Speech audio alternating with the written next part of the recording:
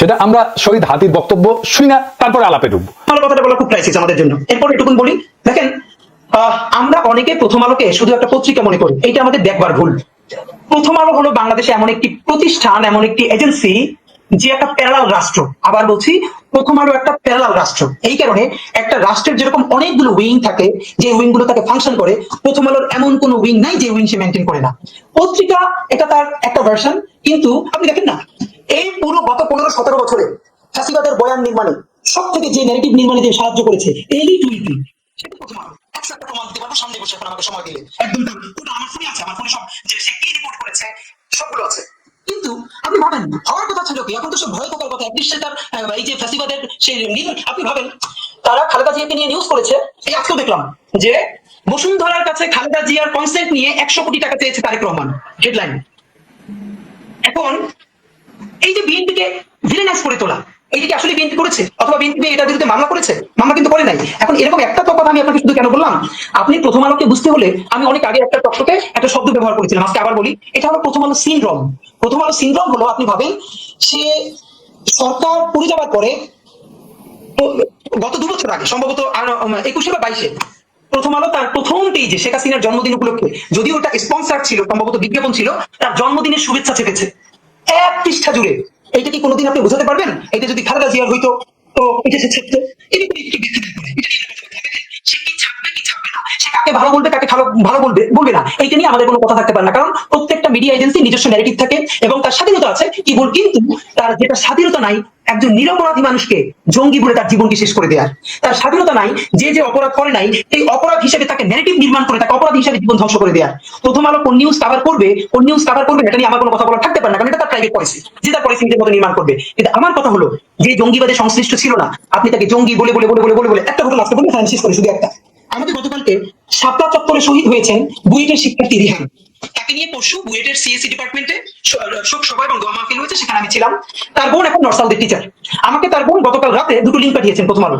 সেটা হলো 2013-তে শাপলা চত্বরে যে শহীদ রেহান মারা গেলেন, মানে শহীদ হলেন, তাকে হত্যা করা হলো, সেই সময় প্রথম আলো কি নিউজ করেছে সেই লিঙ্কটা। আর গতকালকে তার মা এবং তার বোন ইন্টারন্যাশনাল যে নতুন ট্রাইব্যুনাল গঠিত হয়েছে এই করার জন্য, সেখানে তারা নালিশ নিয়ে গেছে এইটার বিচারের জন্য, সেইটাও তারা নিউজ করেছে। দেখেন রেহানের মা বলছে বক্তব্যে, যেটা সকল টিভিতে এসেছে, আমাদের কাছেও আছে, রেহানের মা বলছে আমার ছেলে 5 তারিখের আগে যে আন্দোলন হয়েছে হেফাজতের, সেইটার প্রতি সংহতি জানাতে গিয়ে সে আগেও গিয়েছে, তাকে রামদা দিয়ে কোপ দেওয়া হয়েছে, সেই জখম হাত নিয়ে সে বুয়েটে এসেছে, তার বন্ধুরা বলেছে। 5 তারিখ এই জনতার আন্দোলনে অংশগ্রহণ করতে গিয়ে তারপরে সে আবার হত্যাকাণ্ডের শিকার হয়েছে। একবারও সে বলে নাই যে আমার ছেলে এই আন্দোলন দেখতে গিয়েছিল, সে অ্যাডভেঞ্চার ছিল, সে মারামারি দেখতে গিয়েছিল, তারপরে মারা গিয়েছিল। সে বলেছে আমার ছেলে এই আন্দোলনের প্রথম থেকে ছিল, তারপরে সে আবার আন্দোলনে গেছে এবং সে শহীদ হয়েছে। 2013 তারিখের 6 মে প্রথম আলো নিউজ করেছে, যেহেতু এটা বুয়েটের ব্যাপার, এটা যদি লেখে বুয়েটের কেউ আন্দোলনে শরীক হয় তাহলে খুবই এলিটপনা নষ্ট হয়ে যায়, সুশীলপনা শাহবাগীপনা। প্রথম আলো নিউজ করেছে, তার মা নাকি বলেছে যে আমার ছেলে খুবই অ্যাডভেঞ্চার প্রিয়, তাই সে সেখানে দেখতে গেছে যে ওখানে মারামারিতে কি হচ্ছে, কিন্তু সে নিহত হয়েছে। অথচ রেহানের মা সেদিনও বলেছে আমার ছেলে অ্যাডভেঞ্চার প্রিয়, কিন্তু আমার ছেলে সেটা দেখতে চায়, আমার ছেলে সে আন্দোলনে গেছে এবং সে শহীদ হয়েছে। আপনি ভাবেন তাহলে সেই তার মায়ের বক্তব্য যে সে মিথ্যা রিপোর্ট করেছে, সে কি সরি বলেছে, সে কি ক্ষমা চেয়েছে? শুনলেন তো, এই কম বয়সী ছেলেটা কি ক্ল্যারিটি নিয়ে, কি পরিচ্ছন্নতা নিয়ে, কি স্বচ্ছতা নিয়ে কথাগুলো বলতেছিল। আমি জানি বক্তব্যের পরে আপনারা সুশীলেরা আপনারা এটা বুঝবেন না যে প্রথম আলোর অপরাধটা কি। মাসরুর আরিফিন আমাদের উদ্দেশ্য করে বানিয়ে দিচ্ছে এক জায়গায়। মাসরুর আরিফিন চিনেন না? বাংলাদেশের একজন বড় ব্যাংকার, প্রফেশনাল মানুষ। ব্যাংকার হইলে টাকা গুনে শুধু, তবে সে সাহিত্য টাইত্য করে আর কি, লেখাটা ভালো। আমি যাদেরকে বাঙ্গু সুশীল বলি, সেই গ্রুপের একজন প্রতিনিধি করতে পারেন। সে কি কইছে সেটা আগে শুনে আসি। আমি ওই পিনাকিদাকেই আবার বলবো, ওনার উদ্দেশ্যেই বলবো, আমরা কেউই পারফেক্ট না, উই আর ভেরি মাচ একই মানুষ। ন্যায় বিচারের পক্ষে আজকে দাঁড়াই, একই মানুষ আর এক সিজনে চুপ থাকি, একই মানুষ সকালে ভালো, একই মানুষ বিকালে খারাপ। আমরা কেউই পারফেক্ট না, কোনো প্রথম আলো, কোনো মাসুদ আরিফিন, কোনো ডেইলি স্টার কেউই পারফেক্ট না। বাট তার জবাব এটা হতে পারে না আমাদের কোনো ইমপারফেকশন থাকলেও সেটা ডিরেক্টলি আলোচনার মাধ্যমে মোকাবিলা করা উচিত। এটা কোন ধরনের দেশ যে এখানে জ্বালিয়ে পুড়িয়ে দিয়ে তার মোকাবিলা হবে? আমার ওইটাই একটা কথা যে যে আমরা উচিত একটা টলারেন্ট সোসাইটি তৈরি করা, যে সোসাইটিতে ইউ আর স্টিল রেসপেক্টেড। আমি ওনাকে বলছি, উনি দাবি করেছেন উনি করেননি, বাট আমি ওনাকেই বলছি we want a tolerant society যেখানে we are all respected and we are tolerated even when I strongly disagree with you and even when I actually don't like you. শুনেছেন তো, মাসরুর আপনি তো লেখাপড়া জানা মানুষ, সাকসেসফুল বিজনেস লিডার, সংবেদনশীল, তাছাড়া তো আর লেখালেখির বুঝ থাকতো না। তো আপনি তো ভাই রাষ্ট্র সমাজের সংকটটাই বুঝেন না। তেমনি একটা পলিটিক্যাল সিচুয়েশনকে বুঝতে হয়, নেভিগেট করতে হয়, সেটা তো ভাই আপনার জানা নাই। আপনার কথা শুনে মনে হইতেছে পিনাকি ভট্টাচার্য মরে গেলে দেশ সুস্থ হইতো। কিছু বেকুব মনে করতো যে হাসিনা মরলে ফ্যাসিবাদের পতন হবে, ওই রকম আর কি। আপনি তো রুট কজ অ্যানালাইসিস বুঝেন, কেমনি করতে হয় জানেন। প্রথম আলো ডেইলি স্টার কেন হামলা শিকার হইলো বলেন তো আপনি করতে পারেন কিনা, বলতে পারবেন? ওইটা আপনি করলে আপনি এই বক্তৃতা দিতেন না, বা জানেন কিন্তু বলবেন না, অন্য কথা বলবেন। এটা ভণ্ডামি, হিপোক্রেসি। আমি আজকে আপনারা দেখাই দিব কেন এটা হইলো। মাহবুব দেখতে পায় না তার অপরাধটা কি। এইভাবে সর্বপ্রথমবারের মতন প্রথম আলো মিনিস্টার অফিসে আগুন জানালো কেন? কেন আমরা কি অপরাধ করলাম? হাসিনাও দেখতে পায় না তার অপরাধটা কি, অন্যভাবে। দেশবাসীর কাছে আমি বিচার চাই, কি অপরাধটা কি করেছি। কিন্তু আপনি যদি প্রবলেমটা আসলে ফিক্স করতে চান, তাহলে আপনাকে রুট কজ অ্যানালাইসিস করে একটা সলিউশন সমাধানের রাস্তা বের করতে হবে। আপনি যেহেতু ইন্টেলিজেন্ট, বেকুব এবং মাথা মোটা না, আপনার যেহেতু পার্সোনাল স্টেক নাই এই ঘটনায়, আমার আলোচনাটা মন দিয়ে শোনেন, তারপরে পাইলে বেকুব গুলোরে বুঝেন। আমারে বোঝানোর দরকার নেই আপনার। আমি রাষ্ট্রটাকে ঠিক করতে চাই এবং আমি জানি কেমনে ঠিক করা যায়। আমি রাষ্ট্রকে ভাঙতে চাই না, শক্তিশালী করতে চাই, দুর্বল করতে চাই না। যারা মানব বন্ধন করতেছেন, প্রতিবাদ করতেছেন, রাষ্ট্রটা আপনাদের হাতেই ছিল, এখন আপনাদের হাতেই আছে। তা আপনারা তো এই রাষ্ট্র বানাইছেন, না বুঝেছেন রাষ্ট্র, না বুঝেছেন জনমানুষ সার্বভৌম ইচ্ছা, না বুঝেছেন রাষ্ট্রের মধ্যে থাকা কন্ট্রাডিকশন গুলা। আপনি তো সত্যিকার অর্থে রাষ্ট্র বানানোর চেষ্টায় নাই, কারণ আপনারা কেউ, আমি দায়িত্ব নিয়ে বলতেছি, কেউ না। যারা এলিট আছেন রাষ্ট্রটা বুঝেন না, কিছু মনে করেন না, এটাই সত্য। আসেন আজকে একটা একটা করে বুঝাই দিই, এই বিষয়ে কিছু জিনিস বুঝাই দিই। প্রথম আলো ডেইলি স্টারের অপরাধটা কি সেটা আমরা শহীদ হাতির বক্তব্য শুনি না, তারপরে আলাপে ঢুকবো। ভালো কথাটা বলা খুব ক্রাইসিস আমাদের জন্য। এরপর এটুকুন বলি, দেখেন আমরা অনেকে প্রথম আলোকে শুধু একটা পত্রিকা মনে করি, এটা আমাদের দেখবার ভুল। প্রথম আলো হলো বাংলাদেশে এমন একটি প্রতিষ্ঠান, এমন একটি এজেন্সি যে একটা প্যারাল রাষ্ট্র। আবার বলছি, প্রথম আলো একটা প্যারাল রাষ্ট্র। এই কারণে একটা রাষ্ট্রের যেরকম অনেকগুলো উইং থাকে, যে উইং গুলো তাকে ফাংশন করে, প্রথম আলোর এমন কোন উইং নাই যে উইং সে মেনটেন করে না। পত্রিকা এটা তার একটা ভার্সন, কিন্তু আপনি দেখেন না, এই পুরো গত 15-17 বছরে ফ্যাসিবাদের বয়ান নির্মাণে সব থেকে যে ন্যারেটিভ নির্মাণে যে সাহায্য করেছে এলিট ওয়েতে, সেটা প্রথম আলো। 100টা প্রমাণ দিতে পারবো সামনে বসে, এখন আমাকে সময় দিলে একদম তার ওটা আমার ফোনে আছে, আমার ফোনে সব যে সে কি রিপোর্ট করেছে সবগুলো আছে। কিন্তু আপনি ভাবেন হওয়ার কথা ছিল কি, এখন তো সে ভয় থাকার কথা, অ্যাটলিস্ট তার এই যে ফ্যাসিবাদের সেই আপনি ভাবেন তারা খালেদা জিয়াকে নিয়ে নিউজ করেছে। এই আজকেও দেখলাম যে বসুন্ধরার কাছে খালেদা জিয়ার কনসেন্ট নিয়ে 100 কোটি টাকা চেয়েছে তারেক রহমান, হেডলাইন। এখন এই যে বিএনপিকে ভিলেনাইজ করে তোলা, এইটা আসলে বিএনপি করেছে, অথবা বিএনপি এটার বিরুদ্ধে মামলা করেছে? মামলা কিন্তু করে নাই। এখন এরকম একটা তো কথা আমি আপনাকে শুধু কেন বললাম, আপনি প্রথম আলোকে বুঝতে হলে, আমি অনেক আগে একটা টকশোতে একটা শব্দ ব্যবহার করেছিলাম, আজকে আবার বলি, এটা হলো প্রথম আলো সিনড্রোম। প্রথম আলো সিনড্রোম হলো, আপনি ভাবেন সে সরকার পড়ে যাওয়ার পরে গত 2 বছর আগে, সম্ভবত 21 বা 22-এ, প্রথম আলো তার প্রথম পেজে শেখ হাসিনার জন্মদিন উপলক্ষে, যদিও ওটা স্পন্সর ছিল, সম্ভবত বিজ্ঞাপন ছিল, তার জন্মদিনের শুভেচ্ছা চেপেছে 1 পৃষ্ঠা জুড়ে। এইটা কি কোনোদিন আপনি বুঝতে পারবেন? এটা যদি খালেদা জিয়ার হইতো তো এটা সে ছাপতো। এটা তার একটা ব্যাখ্যা দাঁড় করায়, এটা নিয়ে আমরা কথা বলবো না। দেখেন সে কি ছাপবে কি ছাপবে না, সে কাকে ভালো বলবে কাকে ভালো বলবে না, এইটা নিয়ে আমাদের কোনো কথা থাকতে পারে না, কারণ প্রত্যেকটা মিডিয়া এজেন্সি নিজস্ব ন্যারেটিভ থাকে এবং তার স্বাধীনতা আছে কি বল। কিন্তু তার যেটা স্বাধীনতা নাই একজন নিরপরাধী মানুষকে জঙ্গি বলে তার জীবনকে শেষ করে দেওয়ার, তার স্বাধীনতা নাই যে অপরাধ করে নাই এই অপরাধ হিসেবে তাকে ন্যারেটিভ নির্মাণ করে তাকে অপরাধ হিসেবে জীবন ধ্বংস করে দেওয়ার। প্রথম আলো কোন নিউজ কভার করবে, কোন নিউজ কভার করবে এটা নিয়ে আমার কোনো কথা বলা থাকতে পারে না, কারণ এটা তার প্রাইভেট পলিসি, যে তার পলিসি নিজের মতো নির্মাণ করবে। কিন্তু আমার কথা হলো, যে জঙ্গিবাদে সংশ্লিষ্ট ছিল না, আপনি তাকে জঙ্গি বলে বলে বলে বলে বলে বলে একটা ঘটনা আজকে বলি, আমি শেষ করি শুধু একটা। আমাদের গতকালকে শাপলা চত্বরে শহীদ হয়েছেন বুয়েটের শিক্ষার্থী রিহান, তাকে নিয়ে পরশু বুয়েটের সিএসসি ডিপার্টমেন্টে শোক সভা এবং দোয়া মাহফিল হয়েছে, সেখানে আমি ছিলাম। তার বোন এখন নর্সাউদের টিচার। আমাকে তার বোন গতকাল রাতে 2টো লিঙ্ক পাঠিয়েছেন প্রথম আলো। সেটা হলো 2013-তে শাপলা চত্বরে যে শহীদ রেহান মারা গেলেন, মানে শহীদ হলেন, তাকে হত্যা করা হলো, সেই সময় প্রথম আলো কি নিউজ করেছে সেই লিঙ্কটা। আর গতকালকে তার মা এবং তার বোন ইন্টারন্যাশনাল যে নতুন ট্রাইব্যুনাল গঠিত হয়েছে এই করার জন্য, সেখানে তারা নালিশ নিয়ে গেছে এইটার বিচারের জন্য, সেইটাও তারা নিউজ করেছে। দেখেন রেহানের মা বলছে বক্তব্যে, যেটা সকল টিভিতে এসেছে, আমাদের কাছেও আছে, রেহানের মা বলছে আমার ছেলে 5 তারিখের আগে যে আন্দোলন হয়েছে হেফাজতের, সেইটার প্রতি সংহতি জানাতে গিয়ে সে আগেও গিয়েছে, তাকে রামদা দিয়ে কোপ দেওয়া হয়েছে, সেই জখম হাত নিয়ে সে বুয়েটে এসেছে, তার বন্ধুরা বলেছে 5 তারিখ এই জনতার আন্দোলনে অংশগ্রহণ করতে গিয়ে তারপরে সে আবার হত্যাকাণ্ডের শিকার হয়েছে। একবারও সে বলে নাই যে আমার ছেলে এই আন্দোলন দেখতে গিয়েছিল, সে অ্যাডভেঞ্চারাস ছিল, সে মারামারি দেখতে গিয়েছিল, তারপরে মারা গিয়েছিল। সে বলেছে আমার ছেলে এই আন্দোলনের প্রথম থেকে ছিল, তারপরে সে আবার আন্দোলনে গেছে এবং সে শহীদ হয়েছে। 2013 তারিখের 6 মে প্রথম আলো নিউজ করেছে, যেহেতু এটা বুয়েটের ব্যাপার, এটা যদি লেখে বুয়েটের তো আন্দোলনে শরীক হয়, তাহলে খুবই এলিটপনা নষ্ট হয়ে যায়, সুশীলপনা স্বাভাবিকপনা। প্রথম আলো নিউজ করেছে, তার মা নাকি বলেছে যে আমার ছেলে খুবই অ্যাডভেঞ্চার প্রিয়, তাই সে সেখানে দেখতে গেছে যে ওখানে মারামারিটা কি হচ্ছে, এরপরে সে গুলি লেগে নিহত হয়েছে। অথচ রিহানের মা সেদিনও বলেছে আমার ছেলে অ্যাডভেঞ্চার প্রিয়, কিন্তু আমার ছেলে সেটা দেখতে চায়, আমার ছেলে সে আন্দোলনে গেছে এবং সে শহীদ হয়েছে। আপনি ভাবেন তাহলে সেই তার মায়ের বক্তব্য যে সে মিথ্যা রিপোর্ট করেছে, সে কি সরি বলেছে, সে কি ক্ষমা চেয়েছে? শুনলেন তো, এই কম বয়সী ছেলেটা কি ক্ল্যারিটি নিয়ে, কি পরিচ্ছন্নতা নিয়ে, কি স্বচ্ছতা নিয়ে কথাগুলো বলতেছিল। আমি জানি বক্তব্যের পরে আপনারা সুশীলেরা আপনারা এটা বুঝবেন না যে প্রথম আলোর অপরাধটা কি। আরো খুলে বলি, ভালো হয়েছে সবাই আমার পাঠক দর্শকেরা ছাত্ররা এইটা খুঁটিনাটি বুঝতে পারবে, তাতে এই এলিটদের ভণ্ডামিটাও পাশাপাশি বুঝে যাবে। একটা কার্যকর রাষ্ট্র, একটা সমাজ গড়তে প্রথমে কোন জিনিসটা লাগবে বলেন তো? একটা জিনিস লাগবেই, ওইটা ছাড়া আপনি সমাজ বা রাষ্ট্র করতে পারবেন না, বললেও টিকাইতে পারবেন না, পারবেনই না। আপনি যত মানব বন্ধন করেন, যত দমন পীড়ন করেন, যত সুশীল কথা বলেন, যত দার্শনিক কথা বলেন, যত লেখাপড়া করেন, যত সমৃদ্ধি আনেন, আপনি রাষ্ট্র করতে পারবেন না। সেটা কি কি না থাকলে রাষ্ট্র করা যাবে না, সেটা হইতেছে ইনসাফ। ইনসাফ ন্যায়ের ধারণা। সমাজ বা রাষ্ট্র যদি ইনসাফ কায়েম করতে না পারে, সেই সমাজ টিকে না, সেই রাষ্ট্র টিকে না। প্রথমত হইতেছে যে সমস্ত ইনস্টিটিউশন আছে, যেমন আদালত, আইন, রাষ্ট্র, সংসদ। এখন বলেন আপনি এই আদালতে, বাংলাদেশের আদালতে আপনি জাস্টিস পান, ন্যায় বিচার পান, তাইলে তো খালেদা জিয়াকে জেলে যেতে হয় না, তাই না? এই আদালত, আইন, রাষ্ট্রের ইনস্টিটিউট পৃথিবীর কোন দেশেই ইনসাফ কায়েম করতে পারে না। কেন পারে না জানেন?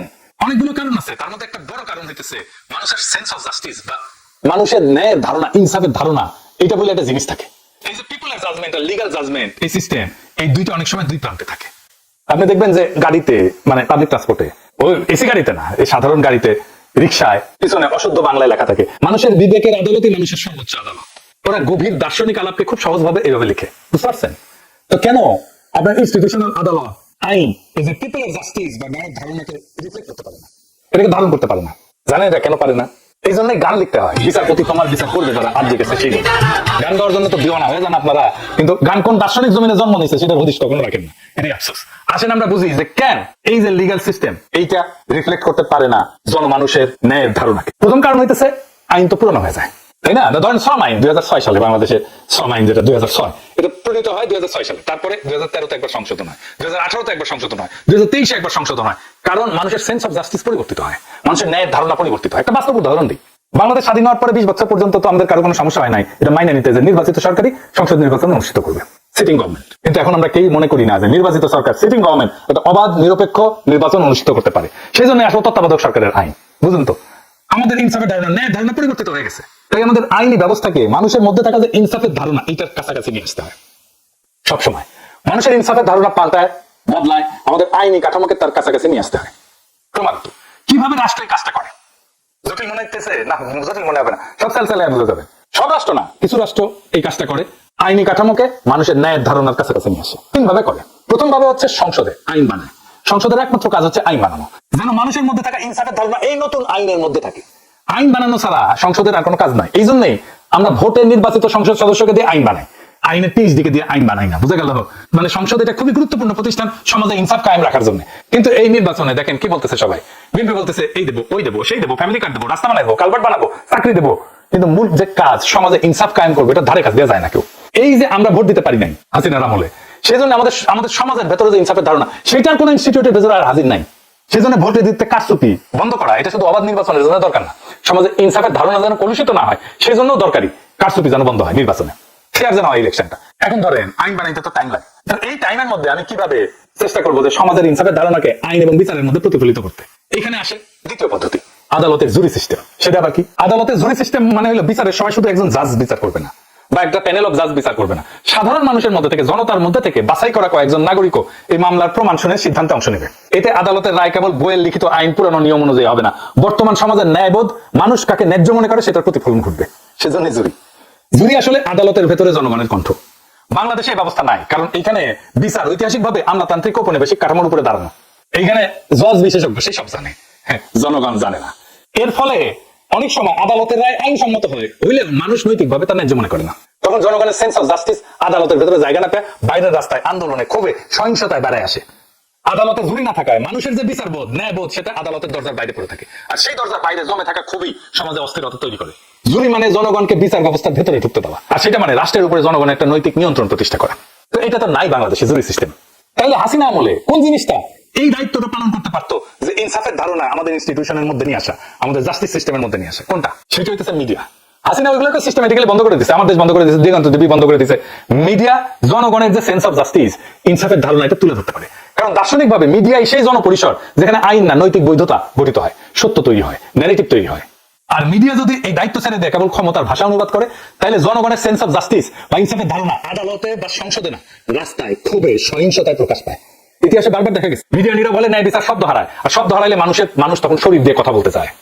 ফরাসি দার্শনিক এটিয়েন বালিভার উনি বলছেন যে counter violence born from exclusion, আপনি যখন আমার কণ্ঠস্বরকে থামাই দেবেন, বন্ধ করে দিবেন, তখন এটা ভায়োলেন্স হিসেবে বাড়ায় আসে, সহিংসতা হিসেবে বাড়ায় আসে। ওই যে হাদি বলছে না শহীদের মায়ের কথা, এটা শুধু চাপাই দেয় নাই প্রথম আলো, সেটা বক্তব্যকে বিকৃত করছে। শুধু কি তাই, আমরা হাদির কাছ থেকে শুনি যারা হাসিনার ফ্যাসিবাদের বৈধতা তৈরি করছিল তাদের প্রথম আলো কিভাবে রক্ষা করতে আসছিল। দেখেন ইসলামী ব্যাংক দখলের ন্যারেটিভ কি নির্মাণ করেছে জঙ্গি ব্যাংকিং বলে, যে জঙ্গি অর্থায়ন হয় ইসলামী ব্যাংক থেকে। তা আওয়ামী লীগ তো তারপর গত আরো 10 বছর ক্ষমতায় ছিল, তারপর এর মধ্যে ইসলামী ব্যাংক কয় জায়গায় জঙ্গি অর্থায়ন করছে তার তো প্রমাণ নিশ্চয়ই তার কাছে থাকার কথা। যেহেতু নাই, তাহলে আপনি আবুল বারাকাতের কোনো বিচার করছেন যে সে এই যে যুগলবন্দি কলাম লেখা লেখা ইসলামী ব্যাংকে ধ্বংস করতে দিল? বরং কি হইল, আবুল বারাকাতের আমলে কি সুশীল, অথচ তার সময় কত টাকা জনতা ব্যাংক থেকে বেহাত হয়েছে আওয়ামী লীগের কাছে। আপনি যখন ঘৃণা করে তার বিরুদ্ধে মামলা করবেন কেন? যদি হাসিনা প্রধানমন্ত্রী থাকার কারণে হাসিনা র্যাবের প্রধান গুলি করে মানুষ মারলে তার যদি দায়ভার হাসিনার উপর যায়, তাহলে জনতা ব্যাংকের চেয়ারম্যান থাকার পর জনতা ব্যাংক থেকে যে হাজার হাজার কোটি টাকা পাচার হয়েছে তাহলে আবুল বারাকাতের উপরে যাবে না? না, সেটা আবার যাবে না। এইরকম বাংলা বুদ্ধিজীবীটা বরং তারা যখন সেইটার জন্য অ্যারেস্ট করা হবে তখন প্রথম আলোতে যুগলবন্দি কলম আসবে, আমরা একজন শিক্ষকের এইরকম অবমাননা দিতে চাই না। অথচ শিক্ষক অত পাচারকারী শুধু না, ব্যাংক লুটেরা নির্মাণ করছে। এরকম তো পেনশন নাম দিতে পারবো, বাংলাদেশের জনগণের ভোটের অধিকার নাই, কথা বলার অধিকার নাই, জুরি সিস্টেম না। কিন্তু মিডিয়া সেই ফাংশনটা নিতে পারতো, নেয় নাই। শুধু যে নেয় নাই তাই না, তারা ফ্যাসিবাদের পক্ষে দাঁড়াইছে। হাসিনার বিরোধী মত দমনের অন্যতম হাতিয়ার জঙ্গি ন্যারেটিভ, এটা কারা বানাইছে? প্রথম আলো বানাইছে। কত নিরীহ মানুষকে ক্রস ফায়ারে দিছে, আয়না ঘরে নিছে, বাড়ির মধ্যে ঢুকে বাইরে থেকে সিটকানি লাগাই দিয়ে উড়াই দিছে বাড়ি বোমা দিয়ে। কোন হিসাব আছে? কত মানুষ এমন আর্টিকেল ছাপাইছে যে একজন রিলিজিয়াস মুসলিম যে প্র্যাকটিসের মধ্যে দিয়ে জীবন চর্চার মধ্যে দিয়ে যায় সেটারে জঙ্গি বলে তকমা দিছে।